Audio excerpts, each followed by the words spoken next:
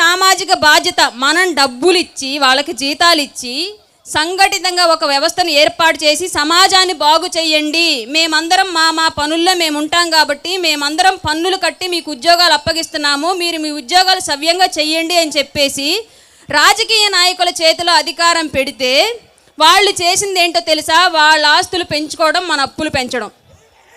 ఎవరికైనా సరైన ఉద్యోగం వచ్చే పరిస్థితి ఆంధ్ర రాష్ట్రంలో ప్రస్తుతం ఉందా?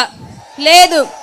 మరి ఎంతోమంది వాళ్ళ ఉద్యోగాన్ని వాళ్ళు సవ్యంగా నెరవేరుస్తూ ఉంటే రాజకీయ నాయకులకు మాత్రమే ఎందుకు మనం విగ్రహాలు పెడుతున్నాం? వాళ్ళు ఉద్యోగులే కదా, మనందరం వాళ్ళకు ఒక అవకాశం, ఉద్యోగాన్ని అప్పచెప్పి వాళ్ళ కుటుంబాలని బాగు చేసడానికి మనం ఒక అవకాశం కల్పించాం.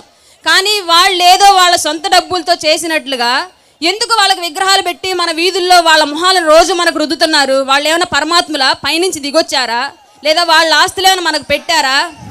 నిద్ర లేస్తే ఒక మున్సిపాలిటీ కార్మికుడు మనం వేసే వ్యర్థాలని మలినాల్ని అన్నింటినీ వీళ్ళకన్నా సవ్యంగా చక్కగా బాగు చేస్తున్నాడు, అతనికి పెట్టండి ఒక విగ్రహం, ఒప్పుకుంటాం. ఆర్మీలో మా అందరి ప్రాణాల కోసం, మా అందరి కుటుంబాల కోసం వాళ్ళ ప్రాణ త్యాగాలు చేసి రోజు ఎక్కడో ఒక చోట ఎవరో ఒక ఆర్మీ జవాన్ ప్రాణాలు పోగొట్టుకుంటున్నాడు, వాళ్ళకు పెట్టిన వీధి విగ్రహాలు ఒప్పుకుంటాం.